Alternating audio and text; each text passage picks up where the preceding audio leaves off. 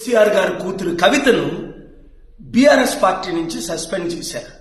తనైతే బీసీల కొరకు పోరాడతానంట. నిజంగా కవిత, నువ్వు బీసీల కొరకు పోరాడాలి అంటే బీసీల ఏకైక పార్టీ ఇప్పుడు ఉన్నది ప్రజాశాంతి పార్టీ మాత్రమే. రా, ప్రజాశాంతి పార్టీలో చేయి కలుపు. నువ్వు బీజేపీ పంపిన బాణము కాదని రుజువు చేసుకో. బీజేపీ రామచంద్రరావు గారు ఆర్ఎస్ఎస్ బ్రాహ్మణుల పార్టీ అంటున్నారు. కాంగ్రెస్ 12 ముఖ్యమంత్రులు చేసిన రెడ్ల పార్టీ అని తెలుసు. మరి ఒక దొరసాన్ని నిన్ను నమ్మాలి అంటే, ప్రజల్లో నీ మీద కాన్ఫిడెన్స్ కలగాలి అంటే నువ్వు గద్దరన్న చేరిన పార్టీ అయిన ప్రజాశాంతి పార్టీలో చేరు. రా, జూబ్లీ హిల్స్ లో పోరాడదాం, రుజువు చేసుకుందాం, అందరి మనసుల్ని వించేద్దాం.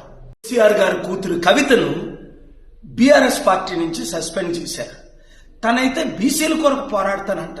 నిజంగా కవిత, నువ్వు బీసీల కొరకు పోరాడాలి అంటే బీసీల ఏకైక పార్టీ ఇప్పుడు ఉన్నది ప్రజాశాంతి పార్టీ మాత్రమే. రా, ప్రజాశాంతి పార్టీలో చేయి కలుపు.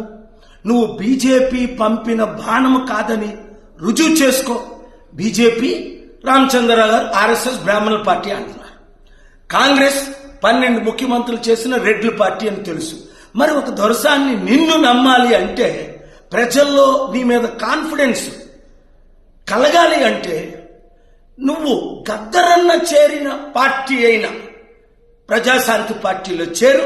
రా, జూబ్లీ హిల్స్ లో పోరాడదాం, రుజువు చేసుకుందాం, అందరి మనసుల్ని వించేద్దాం.